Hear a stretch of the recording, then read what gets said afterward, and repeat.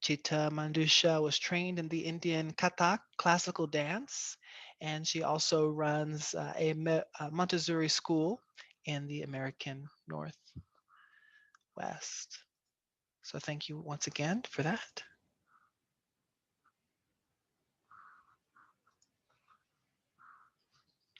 So next up, we have Dreams and Disruptions. Sherman O. Cruz, Sheila Castillo, and Marcus Bussey will be our guest speakers at that time. So looking at the calendar, the time looks like we have about 4 minutes before that session begins. So I'll just take a moment here to make sure all of the presenters are set up for success and be right back with you.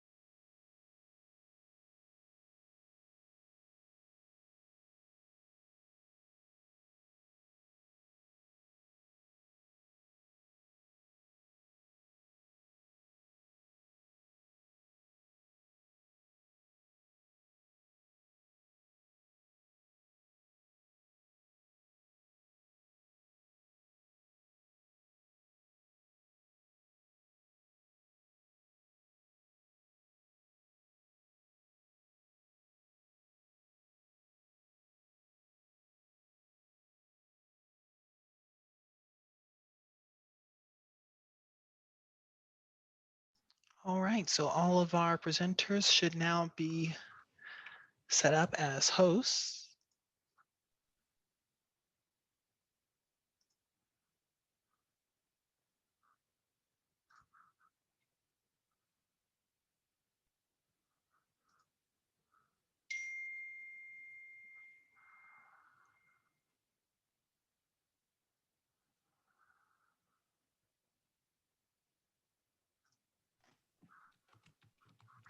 All right, and do we happen to have,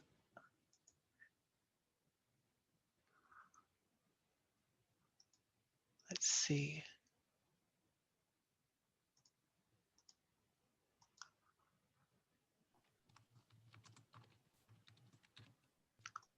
All right, so it looks like our presenters are ready.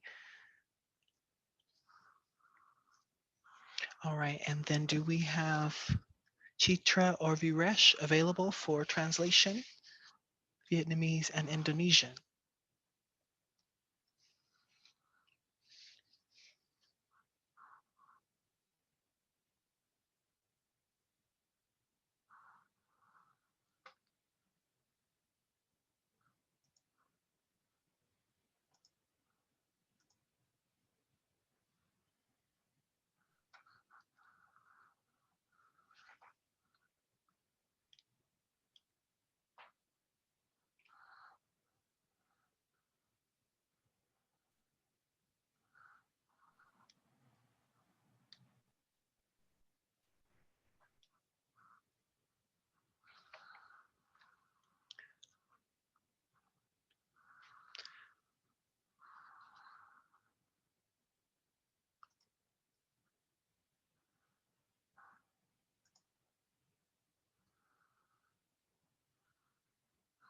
All right, so I think we're ready to begin the recording.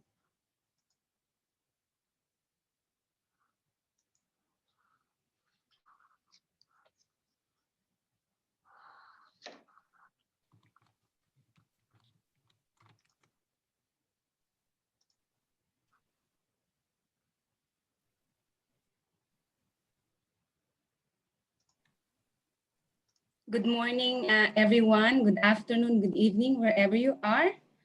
This is Sheila from the Center for Engaged Foresight, and we are here with you to facilitate the game of Dreams and Disruptions. It's a foresight game created at the Center for Engaged Foresight. And we have here today Sherman Cruz, the director and the chief futurist of the Center for Engaged Foresight, and of course, Marcus Bussy, who is the lead of the Futures program in the University of Sunshine Coast in Australia. So we have quite a big group today, 91. It's okay, we'll make it work. But let me start with a short introduction of the game. So as I mentioned, Dreams and Disruptions is a foresight game. And the reason why we developed the game is for everyone to have the opportunity to practice the skill of creativity and imagination. These are very important skills in the 21st century. And of course, scenario building, which is one of the foresight tools, really needed when you are running an organization, when you are when you are working on development, and even for your personal for your personal use, you can use this one, the scenario building, I mean.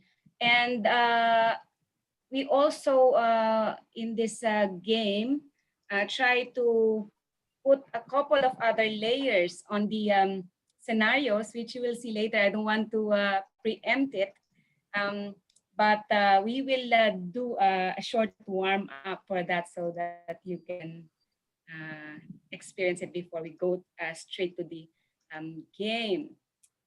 And Center for Engaged Foresight is consulting, Foresight Consulting Group. And we've been here since 2012 and doing capacity building, foresight capacity building, strategic foresight. We do keynotes, we develop tools like this game, among many others in the futures sector. So let me start, because we need to learn a small platform which we're gonna use. I'm gonna start my screen. And Sheila, before you do, may I just interrupt just quickly? We do have a few that are needing a bit of the translation, so we'll just quickly give them an opportunity. And again, welcome. So let's just go ahead, and I believe Mandrita was wanting, let me just make sure you're set up, Mandrita.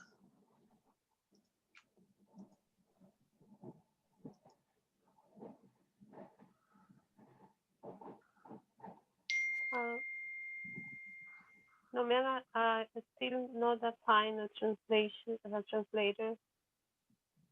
You need to do it. Thank you. So again, if you require translator, please change your name, language _ name. So for example, Mandarin and then _ Lisa Toledo. Once you do that, we'll be able to find you and place you in one of our rooms for translation.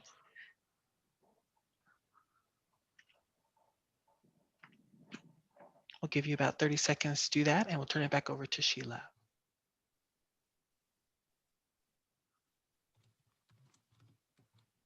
Varesh from Indonesia, would you mind while we set you up to read the language interpretation for the Indonesian language?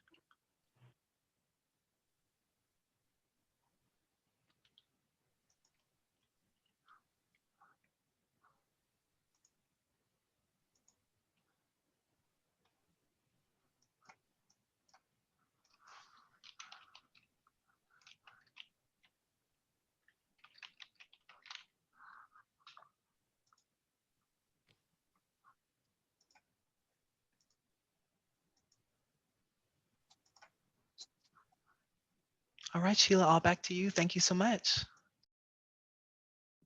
Thank you so much, Ricky. So as I was saying, we will do a bit of a practice for the platform that we are going to use in the game. And I'm gonna share my screen. Wait, let me share the link first so you can all go there. So I'm gonna put the link in the chat. Please go to the link and we will practice this platform that we're gonna use for the game. Okay, there's the link.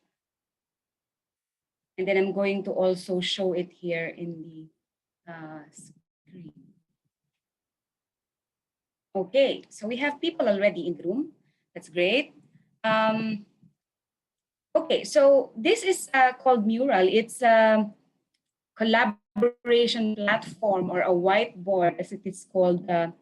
And what we're going to do is to use this as the canvas for the collaboration in the game, in the actual game, we have a template that we're going to be working on, but I just would like to introduce to you a few important functions that we will use in the game. This has a lot of functions, but we'll focus on a few that we will use in the game. So the first and most important function is to be able to get a post-it. If you can see here, I clicked on the text icon, and then there are a few samples of colors and shapes of the post-its here. And so you can do that. Can you do that now? Let me see if you can put a post-it here. So here, the text, get a post-it from here. Okay, great. Some people are doing that already. Okay, good. Couple more. Marcus is putting here. Okay, great. So there is another way to do that. I saw that a lot of you have already gotten your post-its. Marcus is having fun. That's great. And another way to do that, which is the easier way, is to double click. Just double click. Can you double click on a white space? And you can have your post-it. Right? Great. So people are double clicking and having their post-its. So I'm gonna erase that. You know, just click on it, and once all of those squares come out, you can delete it. Okay. I'm deleting some so we can do a bit more here. I'm deleting those that doesn't have the name or anything like that. Okay, great. And then another thing that you need to do, because we will have a huge board in the game, and the board will have 3 templates. So we need to be able to zoom in and out. So there are 2 ways of doing that.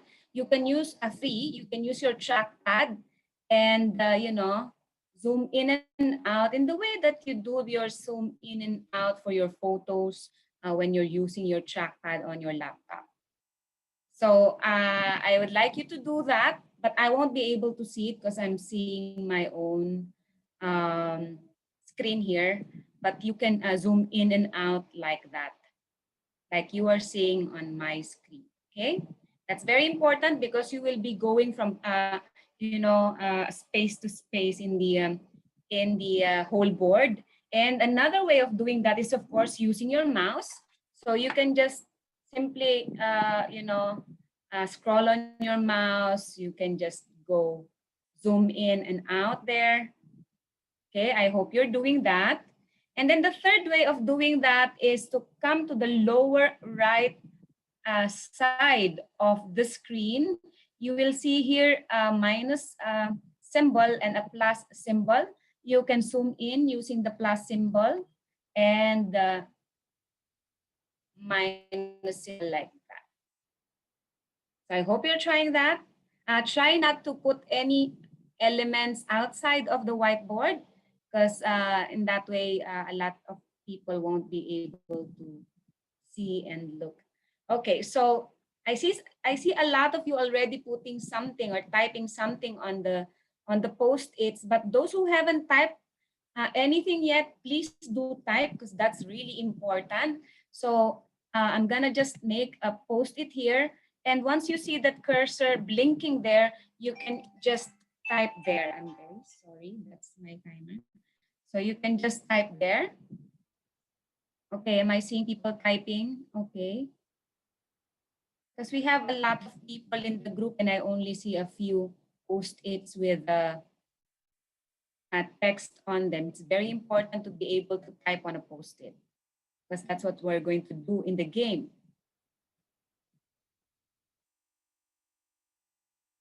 Okay. Just type your name. Hi, Tara. Okay, that's great. Another thing, okay, love within and without, great. Okay, so another thing that we need to learn here is the images, because the images are a huge part of creating stories, right? So in the toolbar here, you just click on the one with the mountainscape there, and it says images, and click on that, and then you can type something there. I'm typing Namaskar. Let's see what will come out here. Okay, and then I can just quickly drag the image that I chose here in this. Oops, there you are. Okay, here's my picture. Oops, yes, great. So you have photos there. There's Baba's picture. Okay, some pictures here. Try not to place anything outside of the whiteboard. Okay, just stay in the white space, because that's already the edge of the universe. So please don't do that. Okay, so I'm seeing a lot of people putting pictures, typing their names, using the freehand draw, which we will not use in the actual game.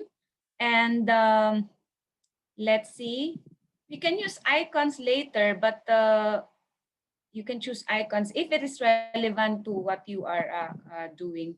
So it's basically just, using the post-it to type text and images, get the images, zoom in and out. Those are the basic things that you need to know. I'm gonna give you 1 minute more to explore it.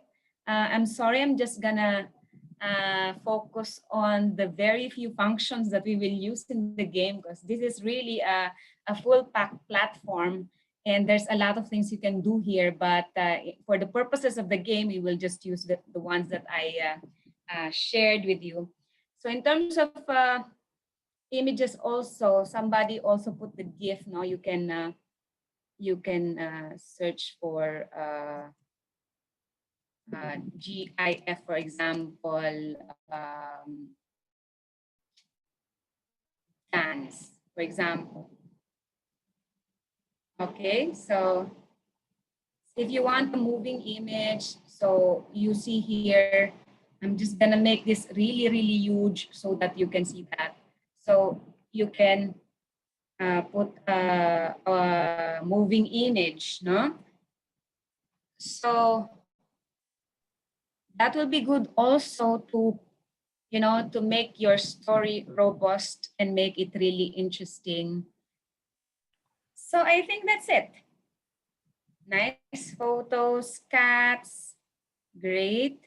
Everybody knows how to get post-it and type on them. Zoom in and out, that's really important so that you will see where you are on the board. And I think that's it. Okay, let me unshare that one. So what we're going to do next is a very short warm-up. Very short warm-up, and I'm going to show you another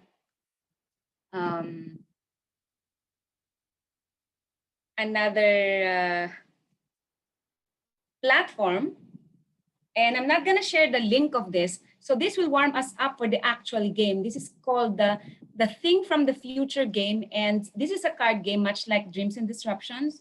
It's also a card game. What I'm going to do is to select one card each for this in this platform. And then what you're going to do is to create a thing from the future. This is based on smart cities. No? So for example, you can see here in a city, there is a future thing related to blank. No? So I will pick a card for all of this. And then once we get that, all of those 3 cards, you will create that thing and, type in the chat what that thing is about. It's a future thing. It's a thing that does not yet exist right now, and it warms us up for the imagination and creativity.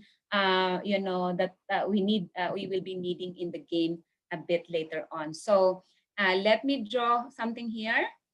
In a smart city, a generation from now, so that's about 30 years, there is a book related to, oops, sorry, there's nothing there. Related to agriculture. Okay, so what I am saying here is that the future thing is something that does not yet exist now. So in 30 years, how does a book look like? It's definitely not a paper book. So what is it? And your ideas, your answers, just type in the chat, and just give a bit of a description of what this book is. How does it look like? How does it function? How is it different from the idea of the book that we have now?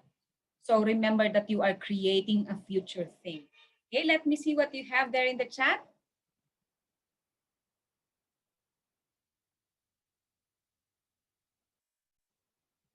Oops. It's a bit difficult when you're sharing the screen to see the chat.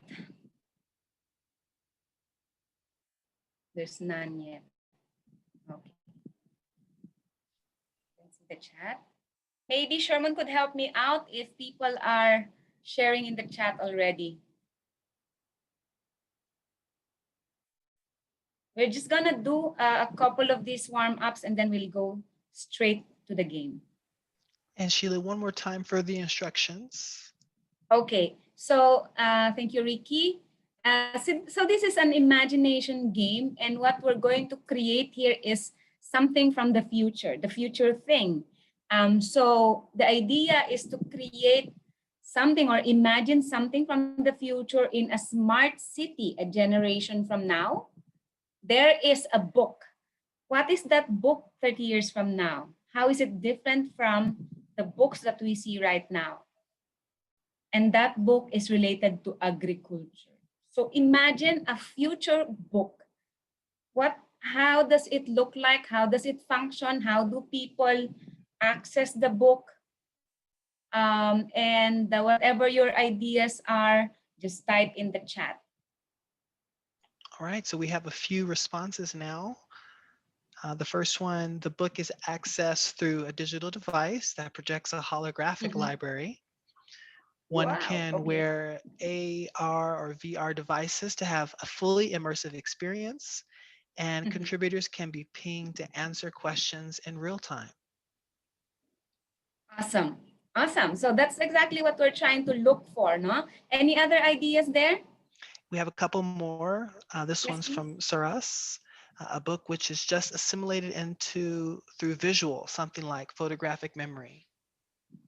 Okay, great.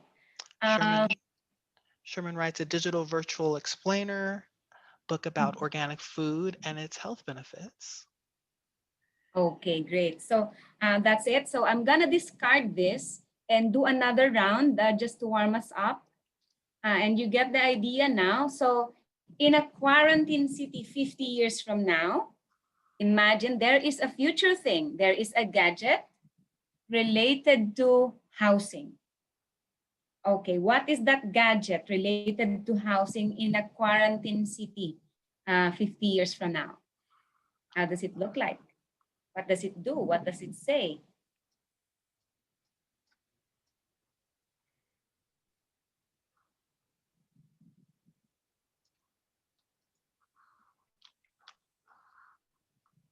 I see one participant agriculture. So you step into a dream forest. Oh, that's what for the first one, I guess. Okay.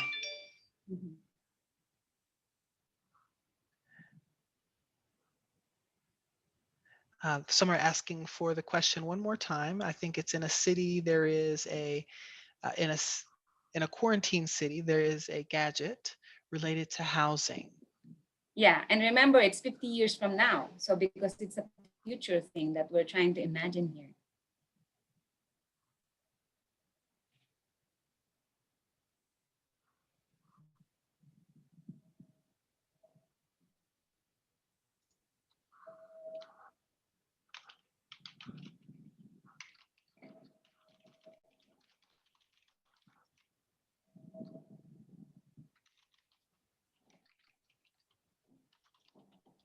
Okay, any responses?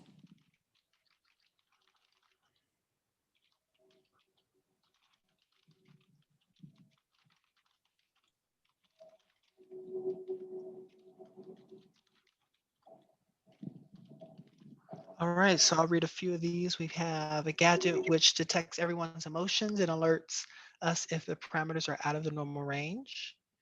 A 3D printable virtual house. It shows a map of available housing with pictures, pertinent data, and availability. We'll have intimate virtual relationships with the planet and people. And this was for me, a crystal device that surrounds the home and heals all its inhabitants.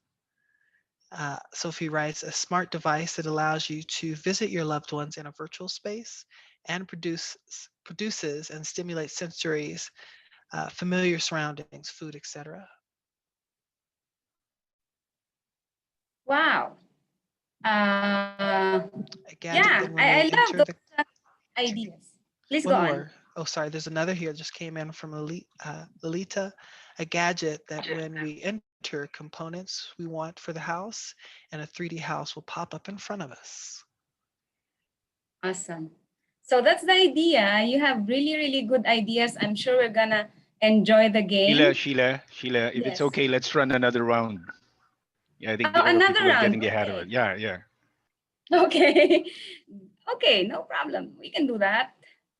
Another round. Okay. So in an inclusive city, 5 years from now, we will have a pill. What is that pill? Related to government. This is gonna be interesting. Let's see. What is that pill related to government?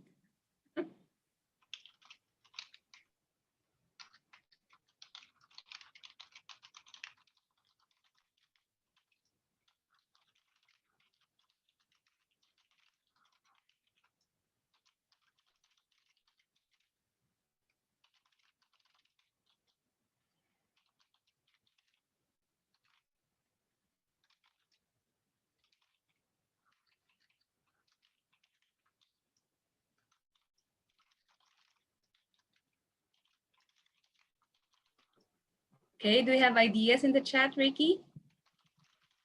Yes, we do. Let me just cover a few of these. Mm-hmm. So the first one we have looks, we have an anti-corruption pill. Mm-hmm. In the future, 5 years from now, we'll have multi-pathways underground or even under the ocean. 5 years from now contains a homeopathic essences of people. Mm-hmm. Pill will be swallowed. We'll take all the government leaders up to the Hiranyamayakosa. Public servants will take a pill that doesn't allow them to lie. Okay. A pill that provides all the basic nutritional needs for a human with different flavors that all citizens can access and is a basic necessity assured by government. Okay. It helps veracity of claims. Lie detector pill. That's good. That's a good one. A pill related to government, one that helps people transcend polarity and hard party lines to help people choose the best collective candidate. My A God. disease-free pill, a pill for to be honest, and a pill that helps us communicate with the natural world. Wow. Wow, really, really good answers. I love all of those. So you get the hang of the game. I think you will do great. Sherman, do you want to introduce the 3 parts of the game? Just looking straight into the mural. Sure. No, I prepared the deck, so I might as well prepare that deck. Yeah. Sure. Okay, I'm gonna stop sharing this one now. Okay, that was awesome, right? Like it's a good warm-up exercise, okay, I'm gonna explain the game a bit. So let me just, yeah.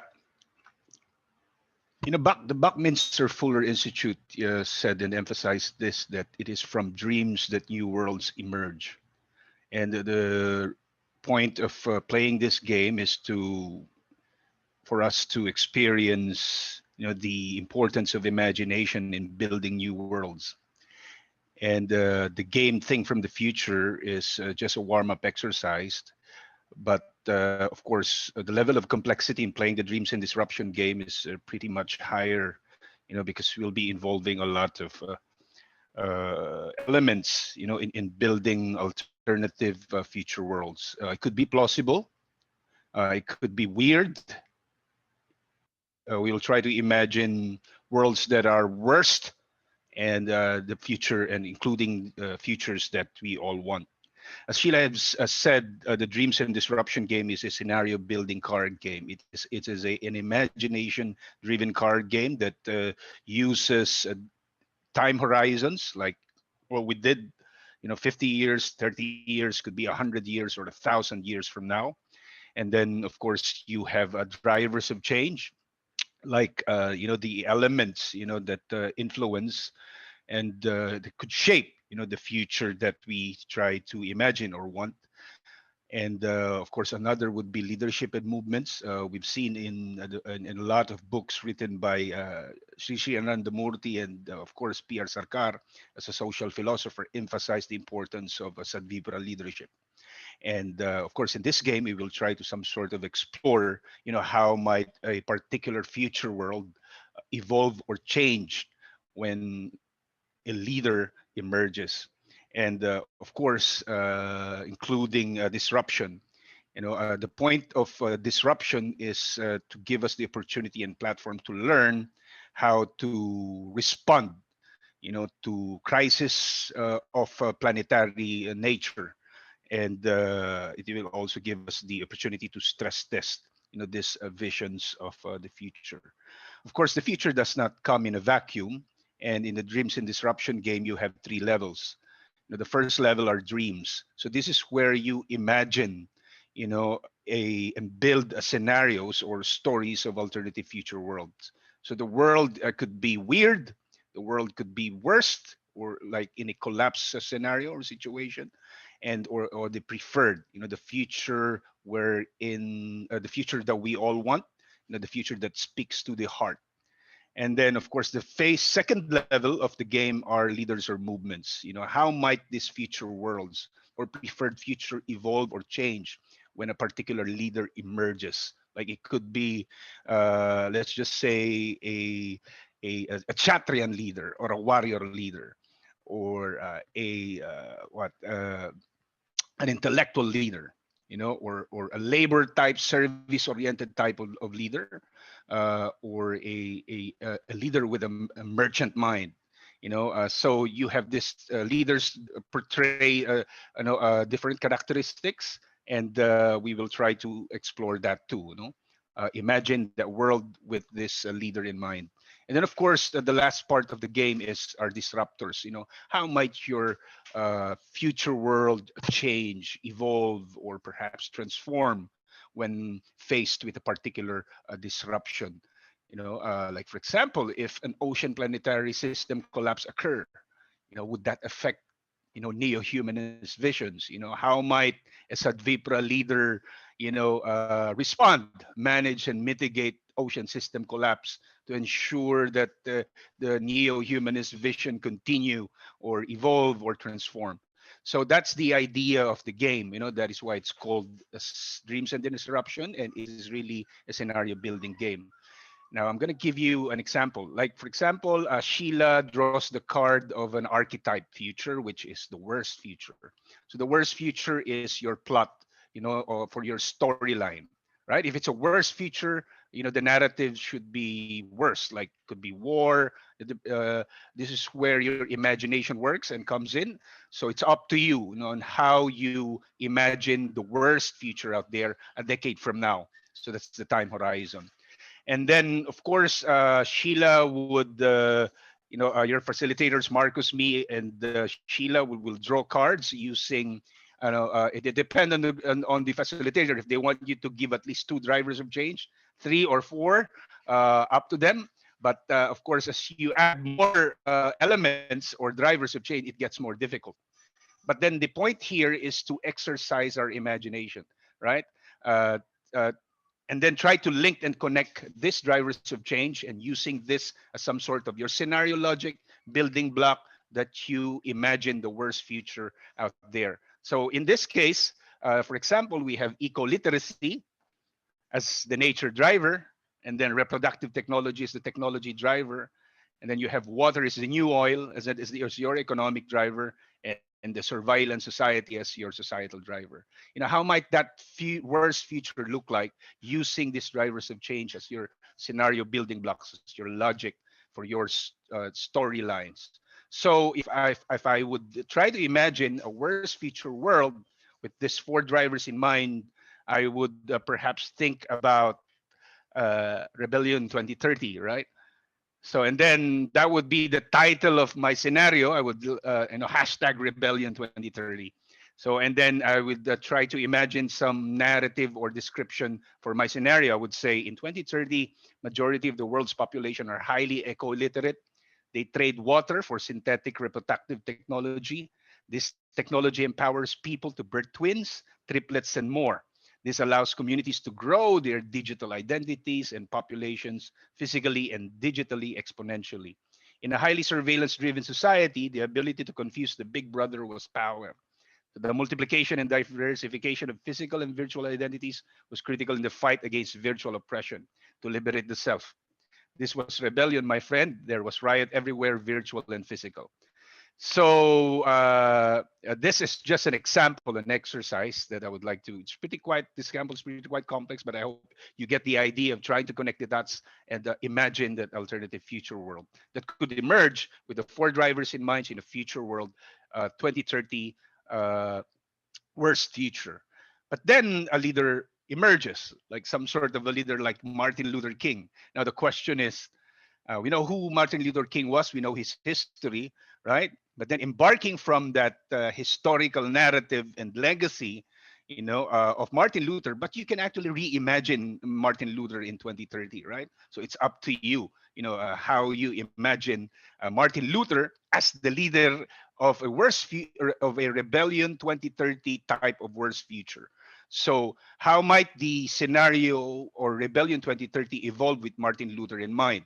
What would be his advocacy? What are the innovations, technologies, and policies that Martin Luther might create, to address the rebellion or perhaps support the rebellion? So again, it's up to you. It's an imagination card game. So I would say with Martin Luther King as a type of leader, this is how I would look my worst future evolve, from that perspective of the leader. Now I would imagine Martin Luther King Jr. is now an algorithm, a program designed to counter the extremes and extremities of a surveillance society. He would make a speech, virtual digital speech, because Martin Luther could be that artificial intelligent being, or an algorithm. Then he would say, go forward and multiply, confuse and challenge the oppressor. Surveillance is injustice and a threat to freedom and privacy-loving digital beings everywhere. This has to end. My fellow digital beings, go forth and multiply. But this is in the form of non-violence, of course.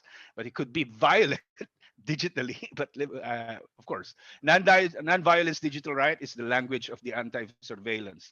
Then it would say, be free, multiply, diversify, keep decoding forward. This is the fight of our digital lives, liberate the self from surveillance. This is the rebellion of our time, multiply and diversify. I hope you get the idea here. This is the phase 2 part wherein leaders or movements come in.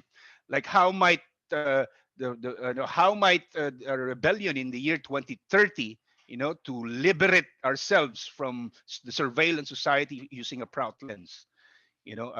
That's one example, right? So how might you situate Prout movement, in a digital world, in a highly surveillance-driven society?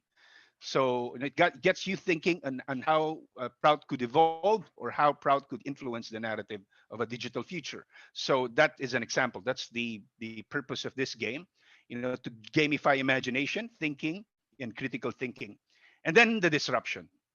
Of course, I'm not going to give an example anymore, but I hope you get the point of how might the future evolve, how might Martin Luther King as a leader, if an ocean system collapse occur.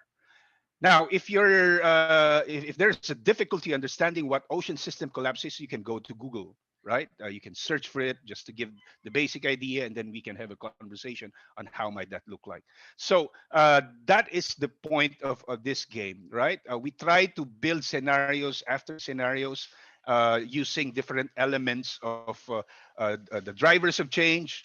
Of course, we know that we have in Prout, in neo-humanism, we consider the drivers of change to inform us, in imagining, neo-humanist solutions for a world in crisis, right?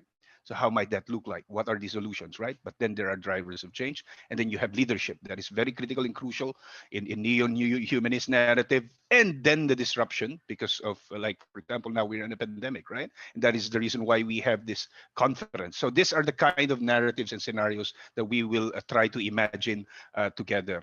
So that's it for me, Sheila. Yep. Yeah, thanks a lot, Sherman. Ricky is going to divide us into 3 groups. And group 1 will be facilitated by Sherman, and Marcus will be in the second one. And I will facilitate the third one. And we will have 50 minutes. So let's jump right into it. May the force be with us. Thank you. Thank you, Marcus. See you in the breakout room. All right, everyone. So we will, as was Yeah, announced, I be think breaking you into. Marcus Yep. has something to say. Sorry. Yep. You're Yeah, I raising your think hand. Marcus No, no. has something to No, say. I was just realizing I was really bad today at doing a Spock. Okay. I'm getting in the mood. I'm getting in the mood. Okay, great. See you then. All right, everyone. Here we go.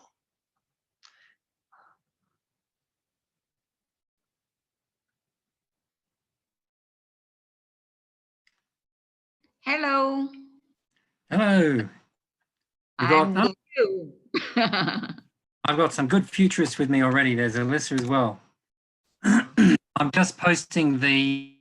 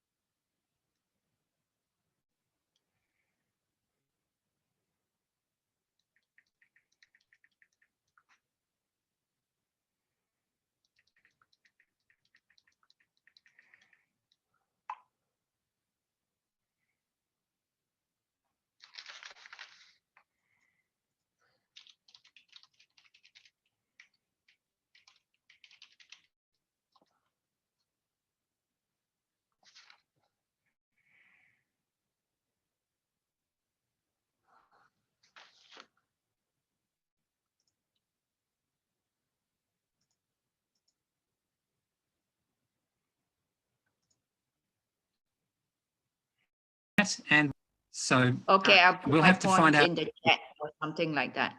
If Yeah. I'll just watch and see. Yeah, okay. So Okay. I'm going to draw a card, and this will give us our dreams. Yeah. Okay. So a preferred future in a decade from now is that card. Okay. So I'm going to copy 2030. that. Yep. I'm going to stop sharing and I'm going to go back to the board that we are all using. Okay, so that will lead here. I go to share screen again. It's a bit cumbersome, but they're working on this. They're actually going to do a fundraiser, a crowdfunding program next year to develop this and make it more seamless. So here's our dream. I'm doing that.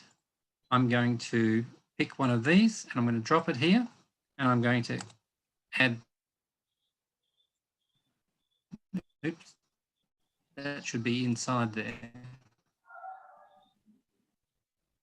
I should be able to move that there. Come on, there we go. So the preferred future is a decade from now. Start putting in elements of that preferred future. The dream part, we can give a bit of time to, because that will provide us with the logic for what we do with the leaders and then the disruptions. So this is where you already start getting creative and start adding elements. I'm You're breaking to up, Marcus. increase the size. And Kalyani, I'm going to open up chat so that if you put things in chat, do I need to give the Okay. instruction again? Yes, No. please. So we are going to just write in what we think are the Anybody the now future. with the act? Yeah. Kalyani, give me something to write about. What's your Okay. preferred future for 2030? 2030. Okay, so we are well into solving the ecological problem. Okay, climate change. All right. So people, the Amazon is, being revived. The Amazon forest is being revived. And or it has been, and now it is like sprouting new, fantastic, multiple species again. All right. And the coral reefs, Yeah. Great Coral Reef outside of your place there is, all flowering and all multicolored hued again. Okay, enough from me. Lalita, you go. Please Um, take over. Please take over. Elisa, come on, pick up green and drop it in. Lalita and who are the other names? I've just made everything small here, so I can't throw down any ideas. Dee Dee?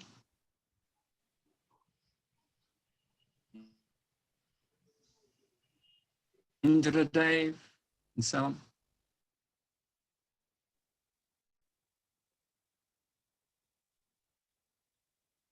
Is it also small that we cannot see it?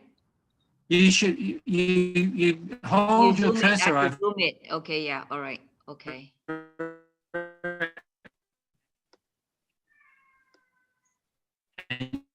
You zoom in and out. Your voice. Lalita, namaskar. yes, namaskar, Didi. How is you? Fine. You didn't put your picture, so I'm not sure if Didi Ratisha or another Didi Ratisha. Yes, no, I'm Ratisha. Ah, nice to Okay, see put you. in the dream world in 2030. Okay, my dream would be people will take on or step more meditations and people gear into the inner world more. And it's it spread to children, and the children from young age,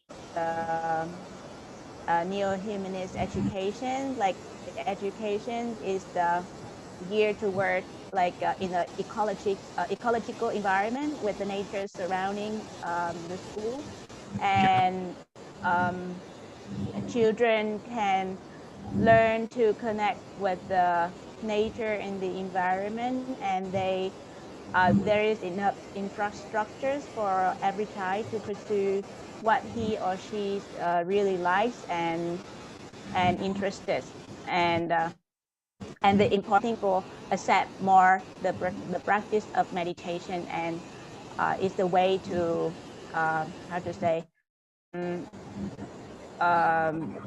to It's a find out our lifestyle. real find out our real identities and to connect with the universe. Yes. I'll come to that one in a separate. So another thing is that the robots are doing most of the mundane jobs, and all the people are in the service industries where you need good new humanists. So like teachers and nurses, you know, and these kind of services, you know, because the robots have freed up people, and because of the switch in people's direction and orientation, so people are much more neo-humanist oriented. So the services are very much better, and the stock market has completely crashed, and you know we don't have that kind of stock market anymore.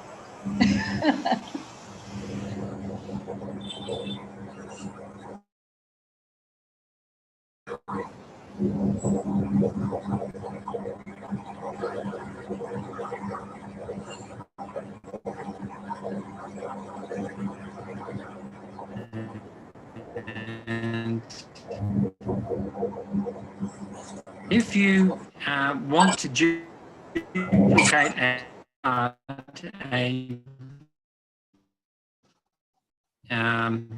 I'm not going to. I'm going to do this now and move them in. If you Tại đây.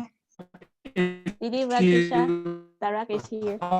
Sorry, I'm interrupted a little bit. if you right click from all, okay. Oh, wonderful.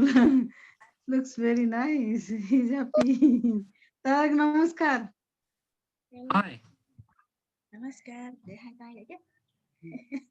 He is shy, Didi. Oh, it's good. So what else is happening in this world? So we've got some stuff on the economy. The stock market's crashed. We can fly. The Amazon reefs are bouncing back. Oh, someone So said the we're world solving our government problems. place. Probably Yeah. So we need to look at I think maybe some Kun Krishada's you know, all his sustainable energy things are all, you know, world working, so government we depend on that. and You know, sustainable robots. energy is mainstream. Okay, so sustainable energy. Mm-hmm.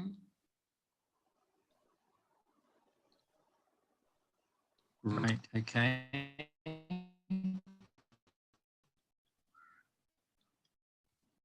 No We more have an prisons. AI No more prisons. expert here. Listen, what's the AI doing? I'm going to have to move some of this over here. Okay.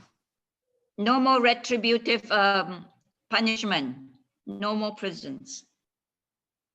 People are socialized.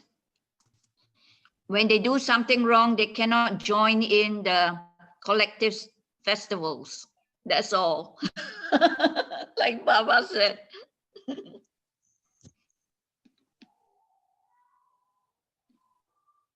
Okay. Okay. So And their punishment is that they must bring more people to the path.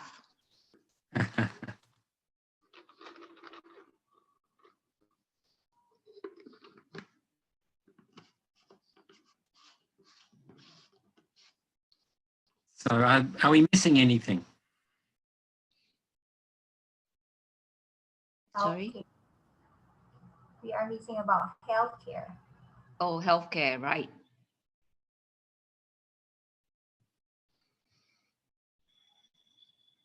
So maybe we need, I'm just going to check something here. I'm wondering whether I can. Okay, so let's pull a few drivers now to look at the dream. So I'm going to,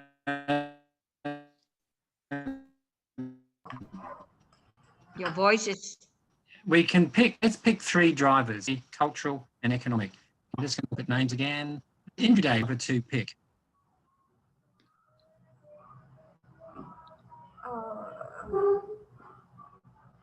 Nature drivers. Ranjan, Ganesh. We've got some silent people here. Maybe they're not there because their images are not there.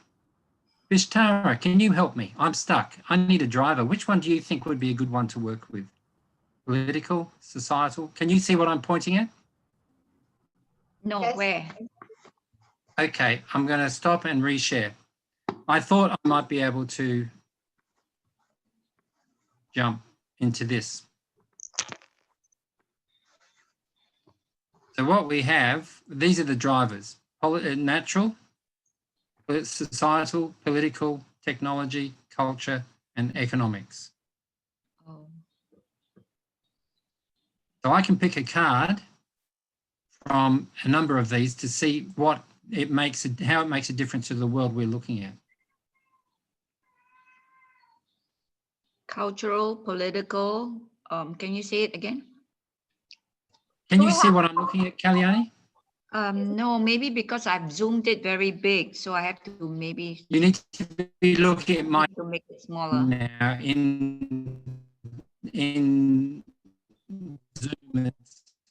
I go into the Zoom or into our browser? Maybe I need to go into the Go Zoom. into is that Zoom. right? Go to Zoom, I was not Kalyani. looking at the Zoom. Yeah. Exactly. Okay. Yes. We all need to Okay. be in Zoom. All right.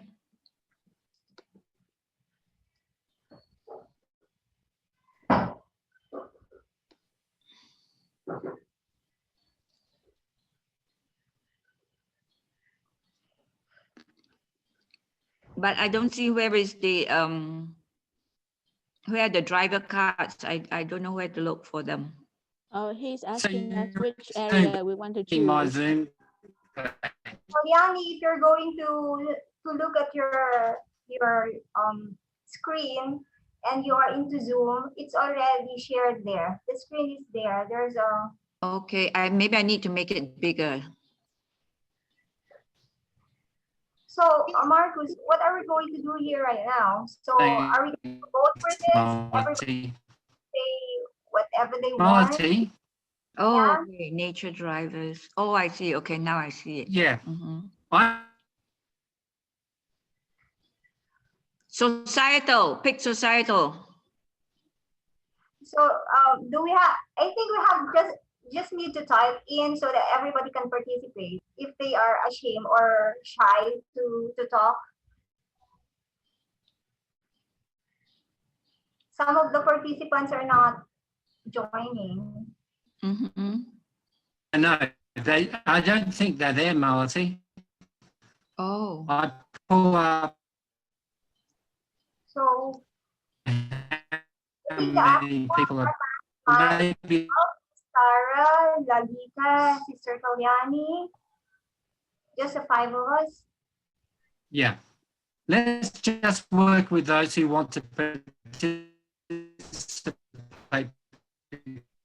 because we're going to run out of time. Okay. So Kalyani voted for societal. Do you think that's a good idea, Malati? This one? Yeah. What did you say? Sorry. Aha. So the societal driver is that languages are in peril. Oh. What does that mean?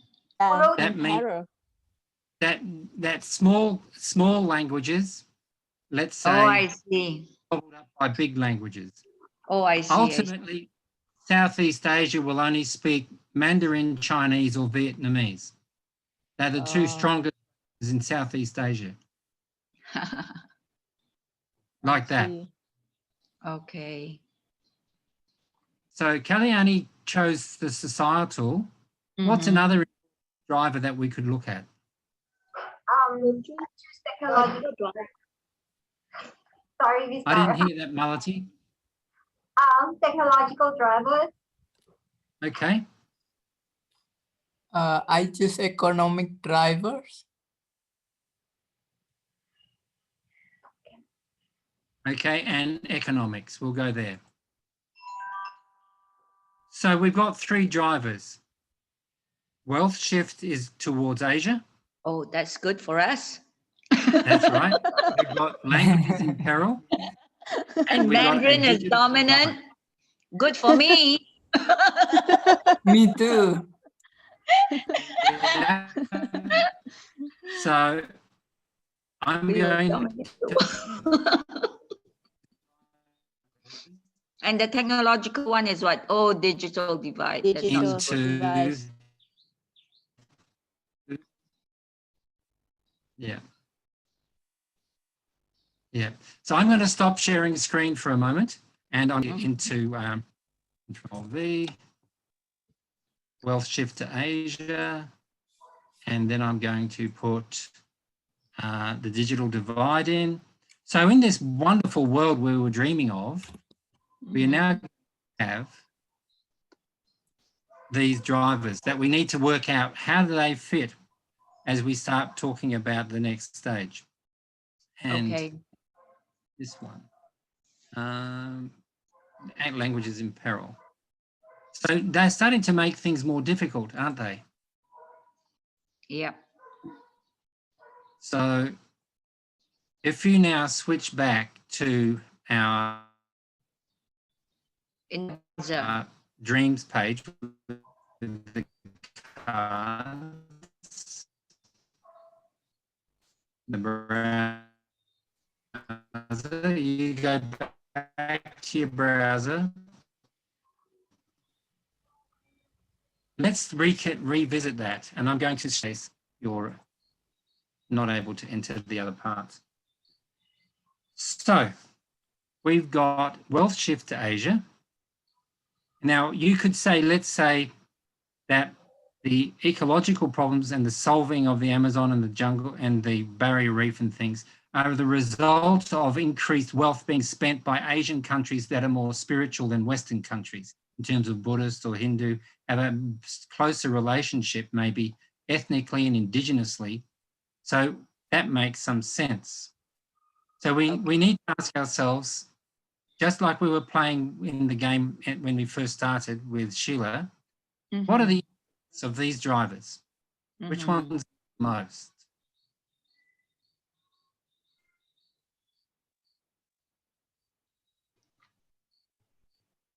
So like you said, so because the wealth is in Asia and they have now patched up China, you know, the Mandarin speaking people have patched up their fight with Australia and in fact have contributed to, you know, reviving the Great Barrier Reef. And they're also helping out in Amazon, right? But because China is so, and the Mandarin speaking people are so digitally savvy, the problem is that people in where? Got left behind. And so it's not in balance yet, and because of that, languages are in peril, right? You see, okay, I know why, because, you know, when people, does anybody else want to talk? Keep going. Kalyani. Okay, so all the, like even Mandarin is dominant. That means the other phonetic groups like Cantonese and Hokkien and all that, which is in fact what has happened in Singapore. The children don't learn those languages anymore. But worse is like maybe in Malay and Indonesian and in the Philippines, all those little languages are no longer being used by the children. The children don't learn that anymore, and because of that is going to be a disruption for the dream future that we want, because we want the principle of social equality, so that everyone needs to know that mother tongue in order to fully blossom. So this has contributed to the digital divide, but we will also use technology to solve the problem. So how do we do that? Somebody else please say how we do that. Languages in parallel mean like we will have less language, like more dominant languages will emerge. Yeah. Does that mean so, Marcus? I think that's what Marcus said. That's what it means.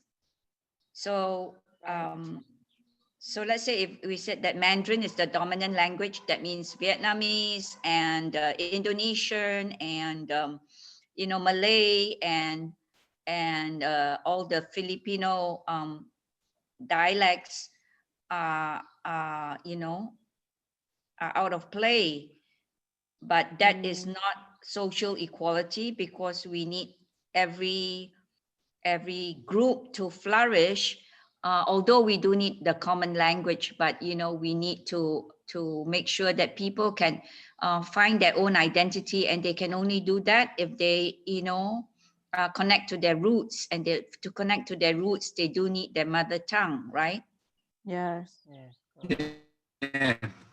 So I've what just are you added going this to one. do about it in Vietnam? Yeah, what? Sorry. Kalyani? How do you solve this problem for you people in Vietnam? Oh. So there's a people's movement to hold on to mother tongue language. Okay. Which I misspelled, but we can see it. Okay, good. Yeah. Yeah. I think we can go with that one. TON. I can't hear So, what Marcus saying. Yeah, I cannot hear. I think we need a leader, don't you? Yes, we need a leader in the movement. Your movement, I think, has to go down into Some leaders kind? and movements. What do you all say? Is it time to find a leader to help us with this problem? Is it time to Definitely. find a leader to help Yes. us with the problem? Yes. Yes, yes, yes. Okay, so here we are. Now, if we come down, we've got leaders there. Let's discard them all, shuffle, and we're going to pick one. Oh, our leader is Fidel Castro. Oh, gosh. Oh, the Fidel Castro type of leader. Yeah, yep, that's right. So that's going to be pretty exciting, isn't it? Well, not the greatest leader. Come Not on. a Zagibra. No, well, so the first thing is to think about what I can see that Kalyani has a clear idea in her mind of what Fidel Castro was like. So the first thing is to think, well, what typifies his leadership style? In other words, how is his leadership an example? Okay. So what we can do, I'm going to add a photograph. I'm going over onto the left side and clicking on images. And I'm going to type the name in and see what we get. Oh, there's a charming looking chap. All right, so drag him over here. Oops, come on. But you know, Fidel Castro, you know, went back to like the community, right? In a way, like, you know, did. self-reliance. So actually that's good for the languages, right? Yeah, it is. Kalyani, Yeah. about the language, how to say, I just imagine like when Baba says there would be one government for the world, like one word government, and like he's also introduced Romanzi Sanskrit. So like I'm not sure, but like in sometimes in the future, English is not the word language anymore, but it's the word language that, you know, has more connection with the root, like has more connection with Sanskrit, you know, when the collective's consciousness become more spiritual. That's that can be, you know, imagination related to languages. And yeah, and because like in history, Baba says Sanskrit is the root of all languages, right? And and actually the modern languages we speak today, we all have connection somehow. It's like the language that mom or dad, it somehow a linguistic, but in each language it just changed the way, or like the way we pronounce it changed, but like Chinese So you you're saying call it's all ma, related Vietnamese to I call mẹ. It's like that, Yeah, something yeah. like that, but it has connection. To So Sanskrit.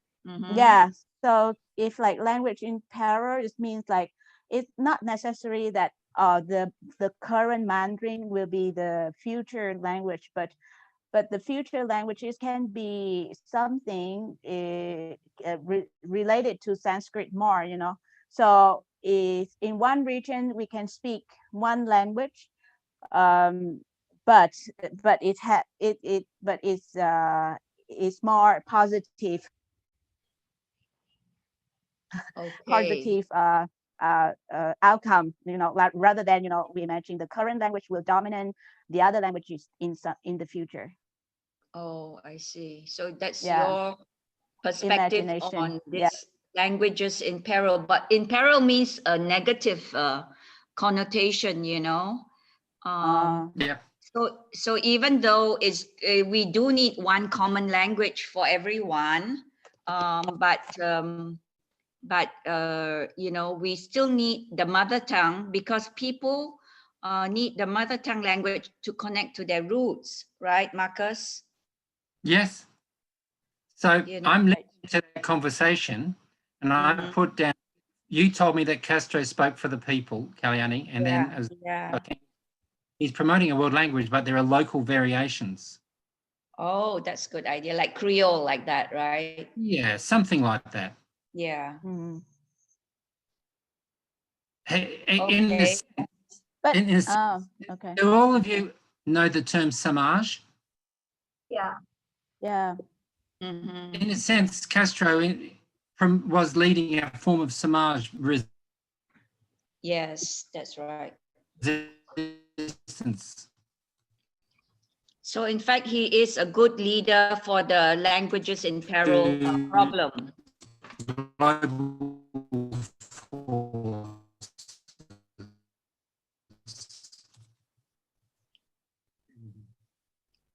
Yes, he is.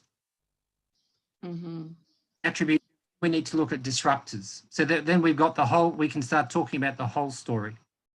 Okay.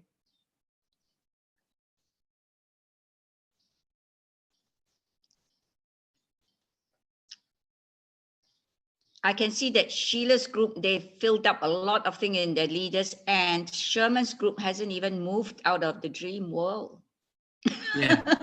You see, we're all We're different. in the middle. we're all in the middle. That's right. Sheila is very efficient. I've worked with her. Sherman will do lots of talking, and they'll be he will spend a lot of dreaming. He'll still dreaming. time on the dreams. Sure. Okay, so so we have Fidel Castro dealing with the languages in I've got peril. a clock in my head And I Shift I to know Asia. that we will actually be closed in when So we need to move. Fidel yeah, Castro, we need to keep moving. Yes, communist leader, right, in Cuba. yes, yes. But he, you know, I think helped to build up his country a lot. Well, of course, you know, good and bad, but they did have very good health care, you know, Yeah. and they're not like relying on the whole capitalist system, of course, you know. So they have to build up self-reliance to Yeah. some extent. To You know, some extent. Although they depended on Russia instead, USSR instead of USA. Yeah, true. Now about the dream. Yeah, Vietnam used to supply rice a lot. We help with their food and Communist connection, yeah. Yeah. Yes. If we yes. think about this, there was a lot about children and about Cuba supply doctors for all over the communist world. South America. Oh dear, Marcus, voice is breaking up. We have to guess what you're saying.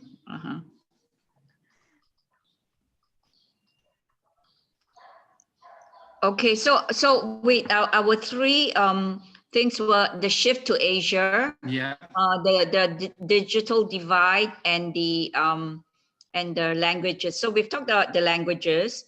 What about the digital divide? How do we? I'm sorry about that.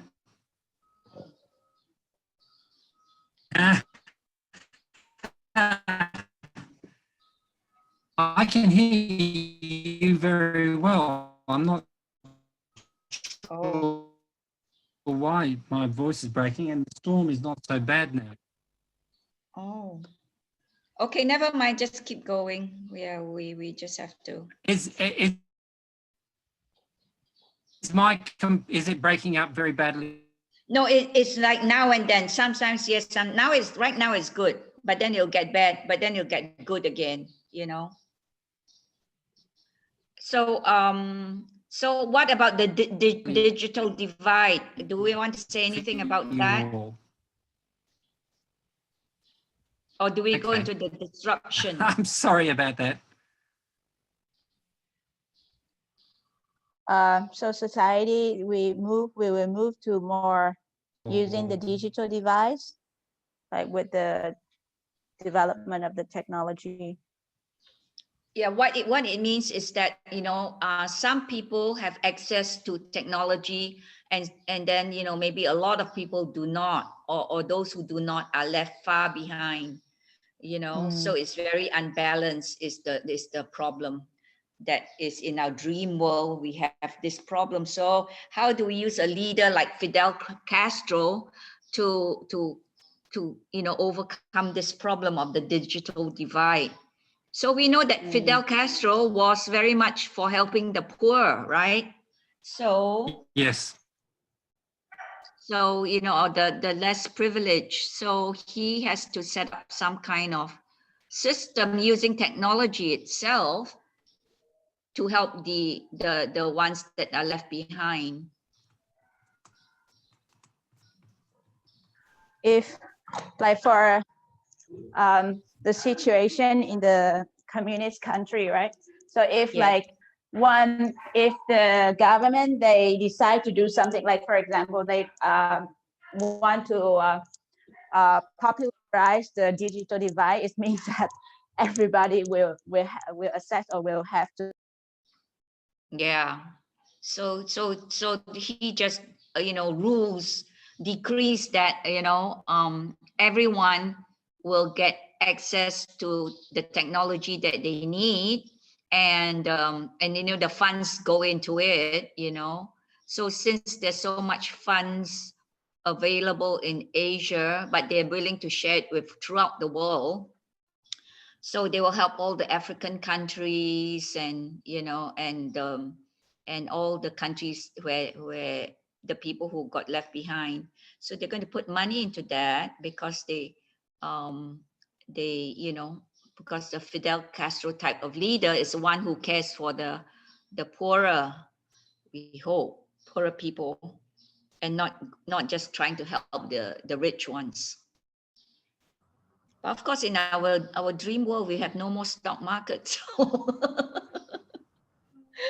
we do not have this terrible financial divide, you know. Okay, can I say something? Please. Okay. If we will have a leader like Fidel Castro in the future, like 30 years from now or 40 years from now, then we can be, and the money is setting in Asia. We are the rich country. We are the most rich country now. So with the thinking of Fidel Castro, I think he will going to put in more investment in agriculture. Also in systematizing each unit in the society, because it is very important for him to strengthen each unit in the society. So I am seeing in the future that he's going to focus on these areas: agriculture, people, and leadership.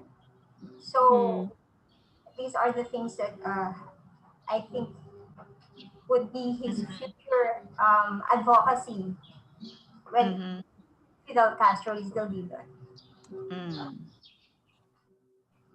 Okay, good point. That's a very good point. I'm going to switch to disruptors now. Okay. And I apologize for keep dropping out. It's suddenly getting worse for some reason. No, right now, yeah, very good. Well, that's because I dropped completely out and came back in again. So let's hope it stays good, hey? Okay. But I do. Your patience is wonderful, and I appreciate it. Disruption time. Okay. Let's see what happens here. So we've got these disruptors.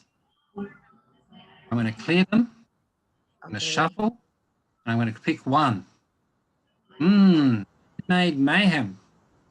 The moon, a colony of China. What's that? Oh, Baba. That's pretty cool.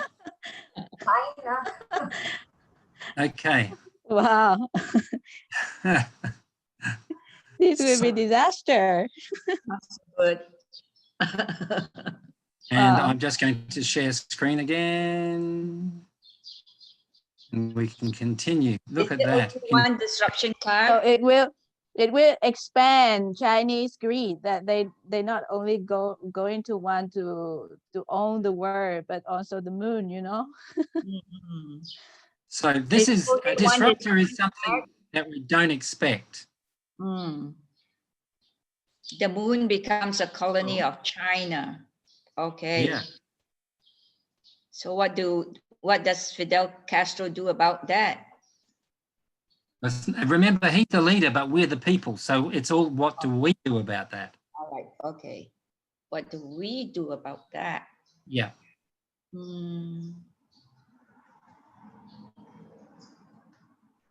moon so obviously we have to control China, you know. So the people will have to rise up to fight China, but given that it's got so much money with the and common language, Baba, it's like a very difficult.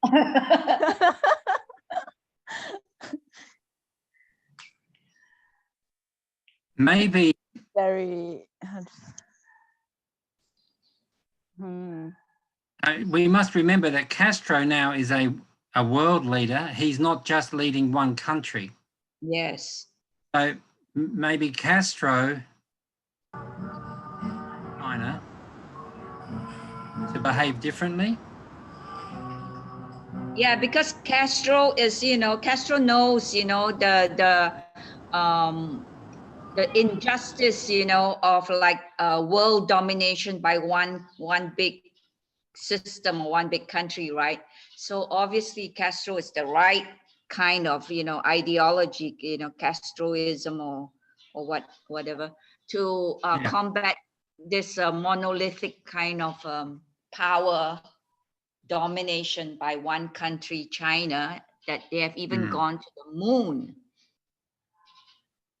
So you have to use people power, right? People power. And So do we use technology to help us with people power? Yes. So maybe people and moon get to share resources. Oh, okay.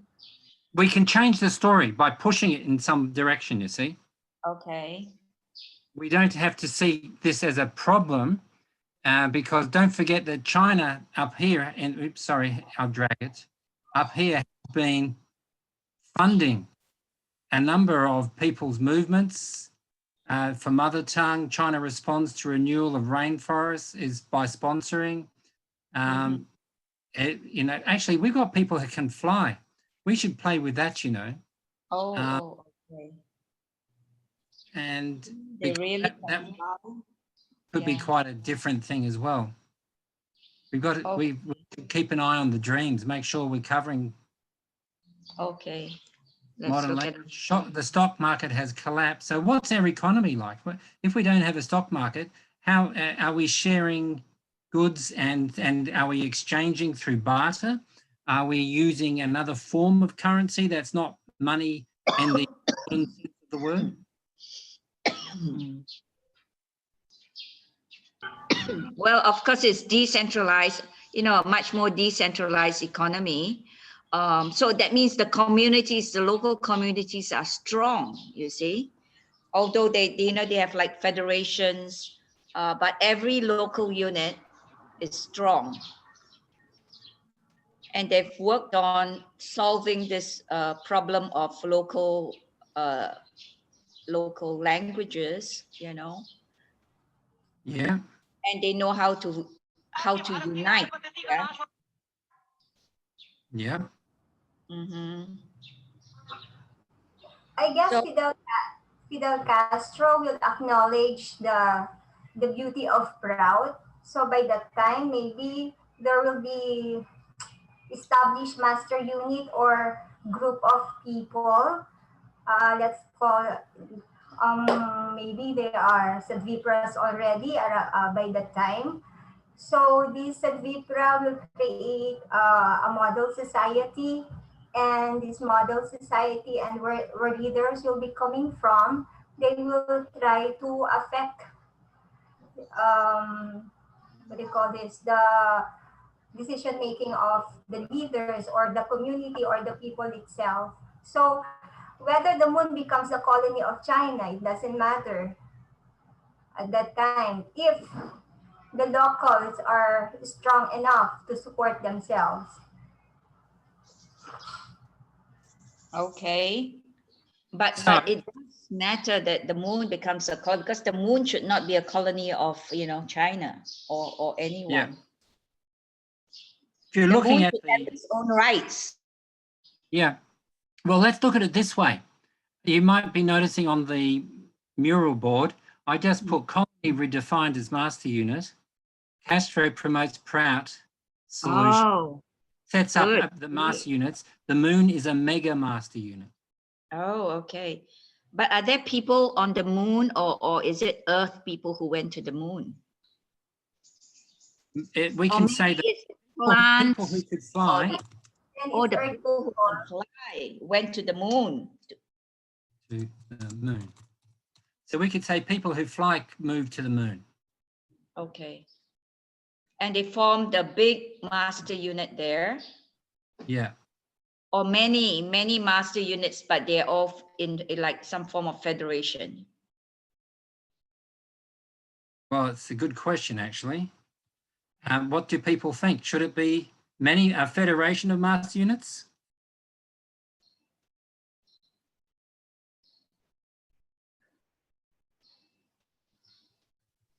That would be the best scenario, Federation of Master Units. More Yeah. Prautistic.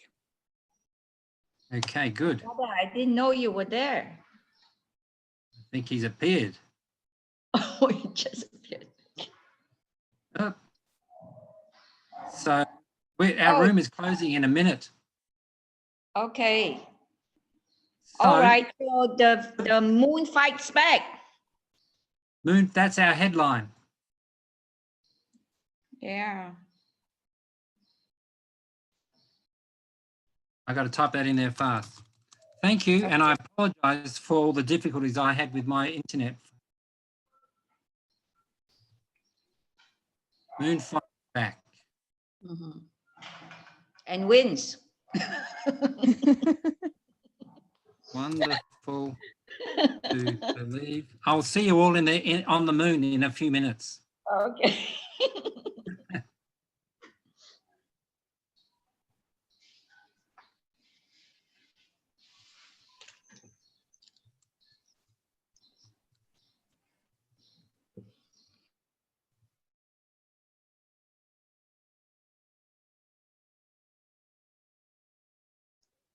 Welcome back to the main to the main room. Be sure to unmute yourselves if you are wanting or needing to speak. Okay, thank you very much. Everybody's back. So let's do a quick sharing of the outputs, and then we'll have some more deepening discussion a bit later on. Who would like to start? Which group would like to start? Let me share my screen so that I can. Yeah, perhaps your group, Sheila. Okay. My group, okay. Sure. Okay. So, Sophia, would you like to start with the dreams part? Sharing about the dreams part.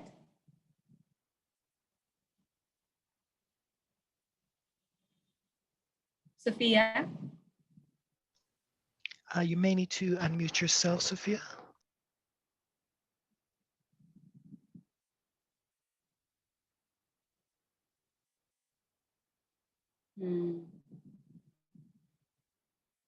Not sure if Sophia's out. Okay, maybe she stepped out a bit. Okay, so maybe we can have Chitty, would you like to Sorry. Oh, Sophia, are you back? Okay, Sophia, please. We can hear you just a little bit, Sophia, and then your connection faded away. My connection is a bit unstable. Maybe it's better someone else. We can hear you now. It's clear now.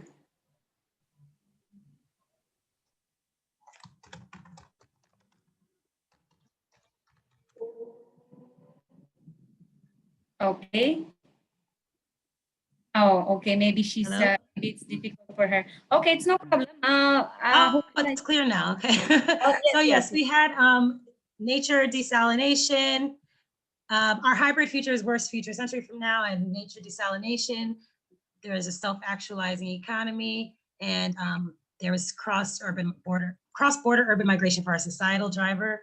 And we talked a lot about how there were just a few powerful countries really dominating the natural resources everywhere else. And the elites are able to travel and go to Mars. And as Earth's resources and spaces go more limited, and obviously the less fortunate, more vulnerable are left behind. As a result, there are food deserts, and all the progress in the last 50 to 100 years in creating a self-actualized economy goes away, and people are forced to take whatever jobs they have and are deeply dissatisfied with their work. People living in coastal cities lose work and invaluable resources due to desalination. They are stuck in a desert and have no work and food. And the government, unfortunately, is not acting fast enough to change their migration laws to allow for people to go where they need to go to get what they need in terms of resources. So as they migrate individually, they learn to barter and trade. Water obviously becomes a very highly valued commodity, and people are trading with water. They have to create on the go. So they use technology that's been embedded in their biology. And is there anything else? Yeah, water is very expensive and housing is carried and families are big and collective as security is difficult. So we have portable housing and some of the technology that allows them to move when they are able to. Okay, thank you very much, Sophia. So we'll move on. Oops, sorry. Oops, what happened here? Where is my, okay, so we'll move to the second part. Chiti, would you like to discuss this part?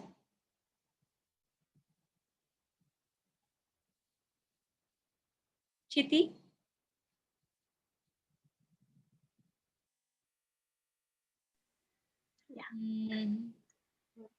Yeah, so this part where Ferdinand Marcos, the dictator in Philippines, is our leader, and already things are bad. We are fighting for food, and now we have a dictator leader. Sorry, it's okay. Okay. Oops. There you go. Yeah, let's make it a little bit bigger. Yeah, there you go. So there are movements happening, but since we have a dictator, he dictates everything. People don't have much say. There's waterborne diseases because already water is so scarce. As economy grows more unstable, constituents' trust diminishes, and citizens turn their back on one another, destroying mutual empathy and ensuring mutual assured destruction. There are small pockets of communities supporting each other, though, and that's how people are surviving, because the hope is very scarce, just like water. People are migrating out of cities to seas, but security is a big issue. He is in control of water. People are creating their own makeshift desalination devices. There's an underground water supply. So there's corruption growing quietly. Destabilize markets through fear mongering because of the leadership, but love survives. Keep that in mind. International aid for desalination efforts siphoned and stolen for personal wealth. Dissidents forcefully sent to struggling coastal cities to perish. Supporters brought to more inhabitable centers. People start betraying each other just to survival. There are migrations happening.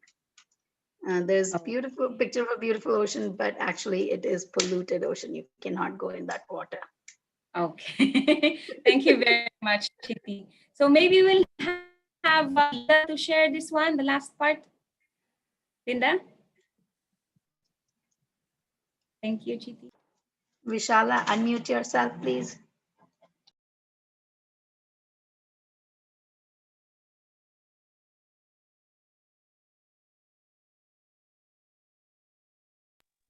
Okay. It's very America. She might not be there. Oh, she's there. Okay. She can't unmute. Kindly unmute Linda. It's okay. Okay, so who would like to volunteer from the group if Linda is not able to? I can unmute now. Okay, great.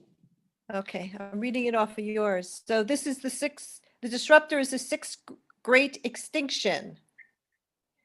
So we had a great talk about Marcos, whether he was going to die or go to Mars, but we decided that we were going to sing kirtan to him while he was dying.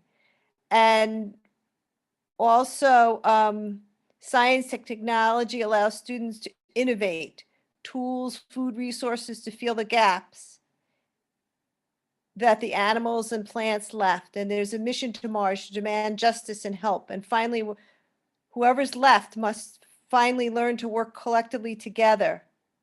And families take the last of the plants and animals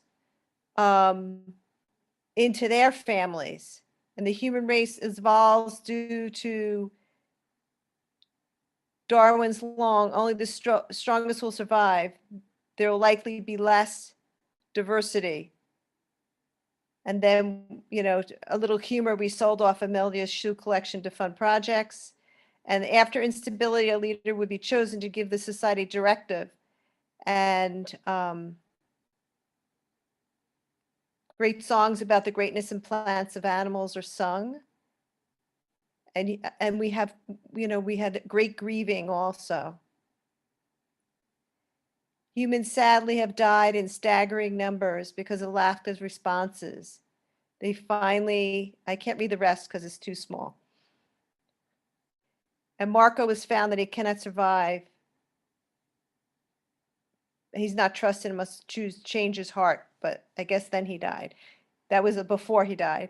Humans sadly died in staggering numbers because of lack of resources. They finally realized they must look to nature and animals for answers since they have proven their resilience and adaptability for eons.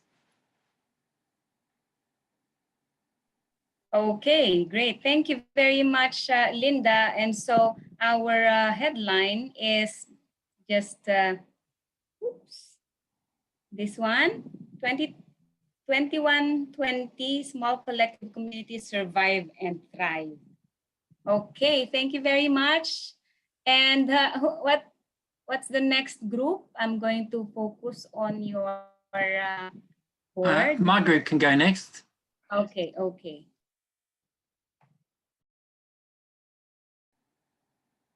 Thank you. So my group, we struggle with my internet connection. So that if it wasn't for Kalyani and a few others, that we would have kind of been shipwrecked. But we did very well despite the technological challenges. And there was considerable, I guess you would say, creative chaos going on. But we came through it all rather well. And so I'm going to ask, first of all, let's say, Kalyani, can you talk to us our dreams? And, you know, of course, I will say about the driver, the key element was our preferred future was a decade from now. So that was where we started.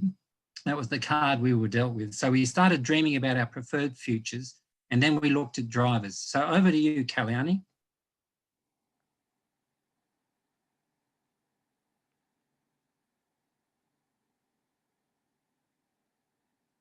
Is Kalyani muted? I can't tell from here.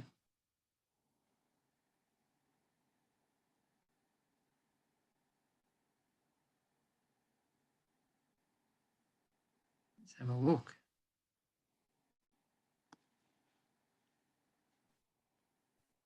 Okay, I'm unmuted now. All right.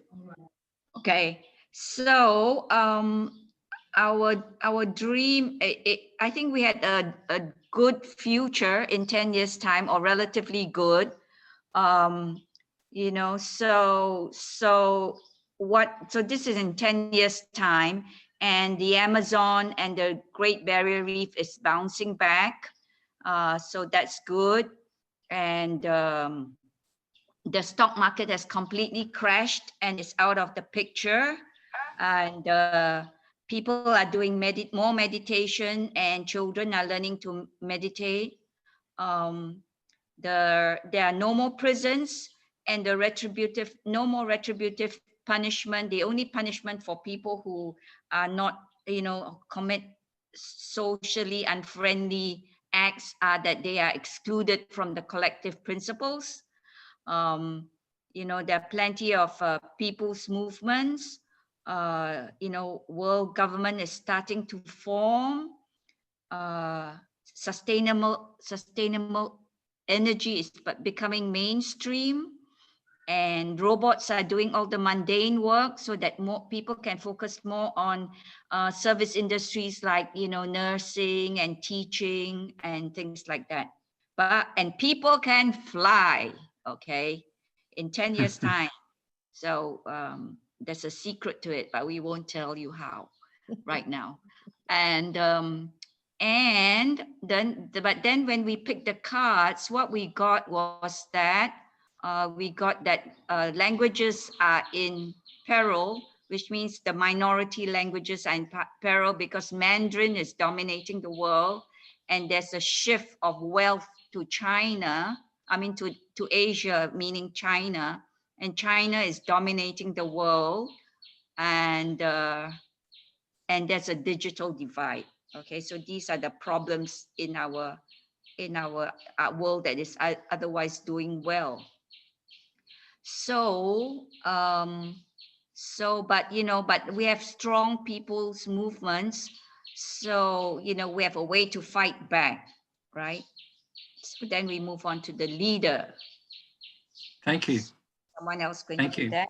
Yes. So other people that I remember from our group, Lolita was there, Malati. Would one of you like to just tell us, what do you do with Fidel Castro as our leader?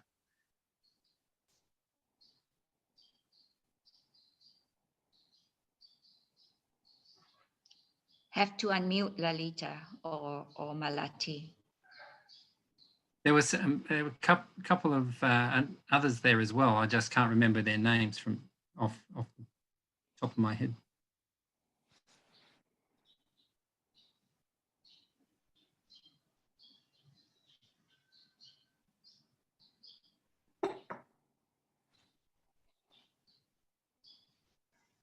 Lalita, if you would kindly unmute.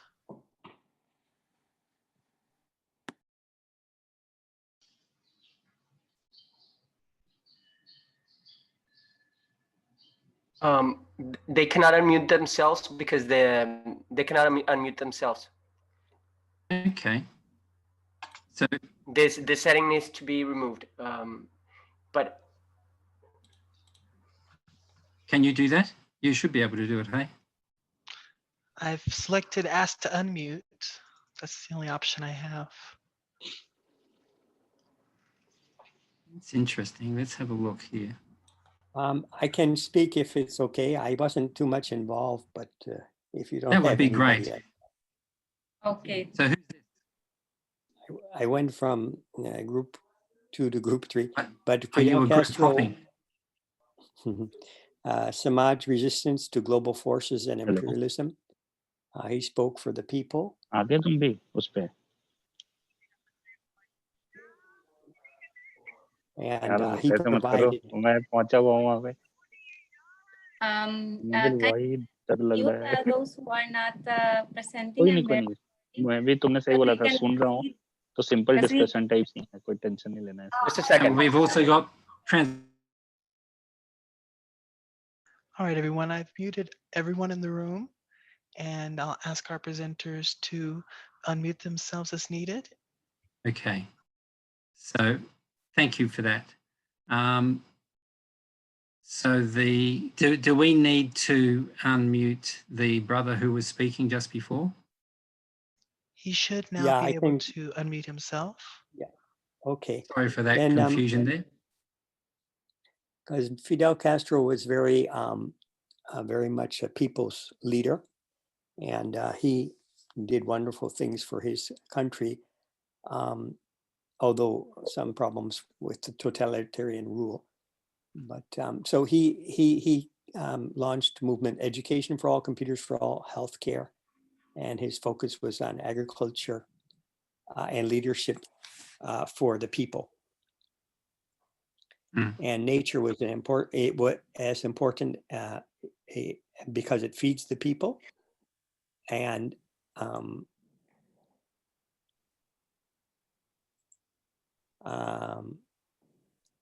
system to use technology to help the ones left behind. And he created a vibrant economy that shares the resources with all. Thank you, Dara. That's great. Yeah, so, and that then led us to the disruptor, which was highly synchronous because we'd chosen China, and then we found 他 out 们 that the 在 colony of 那 China. 个例子， So is one of the other attendees able to speak to that? Malati tells me she can't can't unmute, but maybe you can do the next section, Malati or Lalita or some of the others who were there.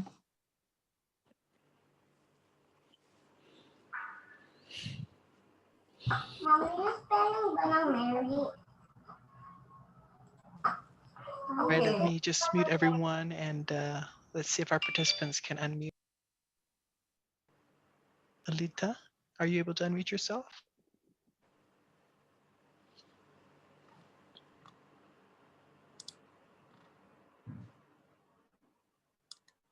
Okay, on the disrupted state, okay, when the moon becomes a colony of China,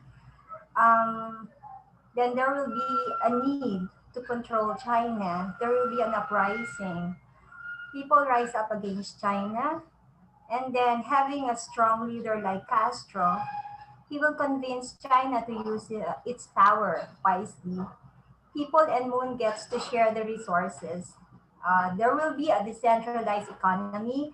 Local has stronger economies. They use the moon currency. A while ago, we were able to note that people can fly. So people who could fly move to the moon. Well, because we think that China, the moon becomes a redefined master unit. So Castro promotes broad solutions and set up master units in the moon, and it's a mega master unit that would affect different units in the Earth. Yes, so the attempt was to shift the focus away from the deficit into a more powerful narrative. So if the headline was Moon Fights Back, and the little script that we managed in the last 60 seconds to get there was wonderful to believe that the moon colony is an example of Prout in action, where a federation of master units with people who can fly and speak in multiple languages were there. So that was where we ended up in all of that creative mayhem. But thank you to all. And again, I really appreciated your patience with my difficulty with my internet at that time. Over to Sherman. Thank you, Marcus. Now, Sherman's group. Okay, so yeah, this is our group. We weren't able to really manage our time well, but we had a pretty good conversation. We've been able to really deepen the conversation at the dream and leaders and movements level, but not really touch on the disruptors part. Suddenly we learned that it's like 40 seconds. Yeah, but anyway, let me call on Happily to explain, storify our dreams part. Happy, are you there?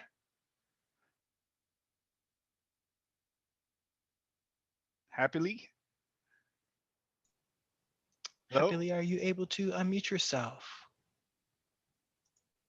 One moment. I'll just mute everyone. Okay, namaskar everyone. Please for me to give a little bit details about yeah, and then please speak louder. A little bit louder, okay. Yeah, it's in our group, so our dream is I don't see too more well.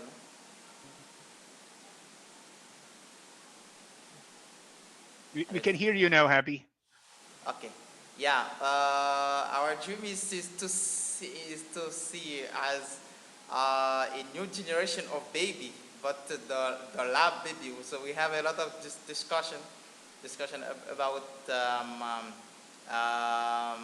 this lab baby to see how the world will be moving on. And there were a lot of questions and a doubt also how it will be. So if the same thing of between a black life, a mother will be going on around, and as okay, if the new generation will be like the same here, black, white, and yellow, like this, if this will not be going on as we find some we cannot really decide or as now to tell how it will be that generation of baby. But as we know that the color, the skin color will be exactly according the weather and the place and the baby will become. And there were, oh, I don't see too more well, not this, not too more. Could you a little bit zoom, please, Cruz? Yeah, Sheila, can you like zoom out? Okay. No, not zoom in, zoom out. Okay, is it zoom in? Yeah, okay. Yeah, we should say that, okay, with the new generation baby, there could be have the sense of collectivism. But the question is how does baby will be growing up without a family, and as the human at this moment, there will be not a lot of desire for materials, and at this moment a human being will be to a lot of spiritual practice, will give more importance with the spiritual practice, and at this moment there will be have a huge awareness in human mind, so there, and a lot of human will not do a lot of work as we are doing it today. And all our time will do a more spiritual practice, done to do to work like today, like animals, and think about work, make money, and also and not care about ourselves. And the collectivism, it has a place in Prout and as well in Neomanism. And with the new generation baby, so the Neomanism should start to plan and start to think about how they will educate the children, and how the education will be. So it is sure it will not be like today, because it is we are thinking that those baby, they will not spend like today. Someone spend 10 years, 20 years at school. So it will be different. It will be different because the children, they will be like a genius. They will be like a genius. And as Baba said that, the family, they should not indulge themselves in sexuality like it's going on today, but to create a genius.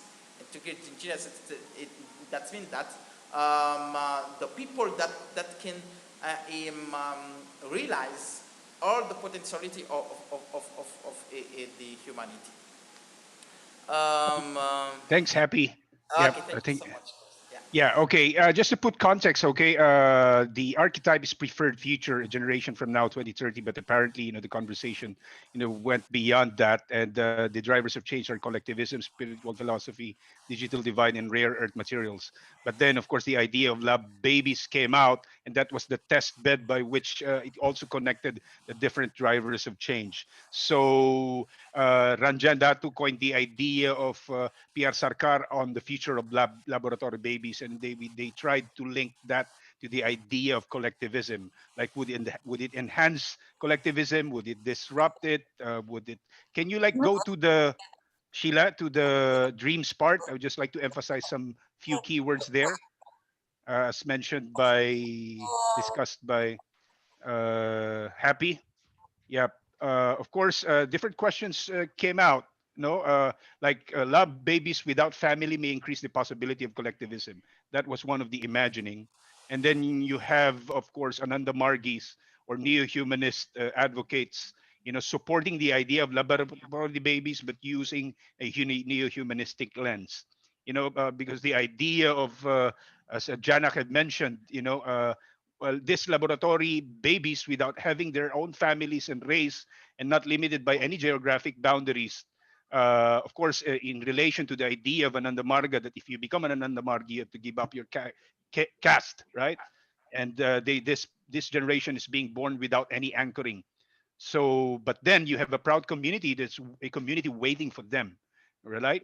To provide the education, and that would lead to the creation of the new genius, as Happy said. And this new generation is highly advanced. Their mind is so sharp, and there will be a huge revolution in the psychic and the spiritual spheres. There is less desire for sexuality, but more on spiritual philanthropy that creates a new system and societal life. But then, of course, there are some questions about the ethics of it that was mentioned, and the diversity of the gene pool. Okay, now let's proceed to the leaders and movements. If I may ask. And Sherman, Sure. Sherman, I just noticed Marcus. in the chat that we're being asked to speak a little slower so that the translators can keep up with us. Okay, sorry. I know. But our time is about to end, right, Ricky? Our time, Ricky? Yes, we do have a bit of a break after this session. We do have some art that we're going to be showing as well. Okay, we so need to wrap up. yeah, okay, so I'll just explain this for 2 minutes. So, and then you have the leaders and movements, which of course the Black Lives Matters. How might the future of laboratory babies and the society that this would create, looking from the Black Lives Matter lens? And then they had a conversation that of course, it's not only Black lives who will be a part of this conversation. There must be a shift from Black lives to spiritual lives matter in this particular generation. There will be fight to ensure societal balance, but spiritual leadership will be critical and crucial in this new society of lab baby generated by different technologies. There will be racial diversity initially as an issue, but skin color distinction will disappear because of this lab baby type of generation. There will be an awakened minority, more participation and engagement in the process. But then the question is, what would be the color of these babies, since it will be the scientists who will be developing this technology, but based using their point of views. But then it will no longer, this generation will define skin color not based on race, but based on functionality. So you can choose your skin color based on the ability of that skin color to adapt to different types of environment. Like, would it be better to be black or yellow in Mars? Or would it be better to be black or yellow or green in a world wherein solar flare as a disruptor increases? So yeah, that's it. Great. Thank you very much, Sheila. Okay, that's it. So, oops, sorry. Thank you very much for all of these wonderful ideas. Your creativity really shone through, and that's what we wanted to do here. And I'm turning it over now to Ricky. Thank you, thank you. I am hopeful that everyone enjoyed that Dreams and Disruptions activity workshop with Sherman Cruz, Sheila Castillo, and Marcus Bussey. We will now transition into some artistic expression, which will include music by Soja, Old Growth Kirtan, and Invisible Touch. Soja creates and arranges lovely kirtan chanting music to improve your meditation through using Bhavanam Kevalam mantra.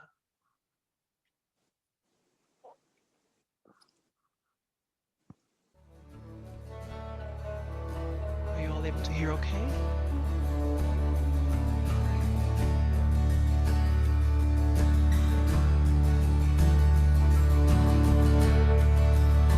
Enjoy.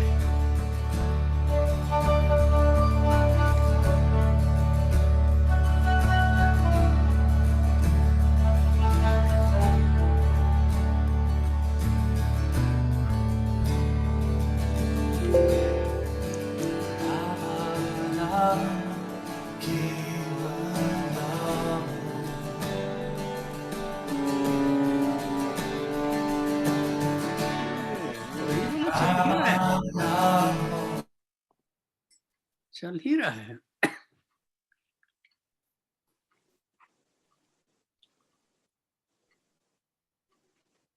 खत्म होने वाला नहीं है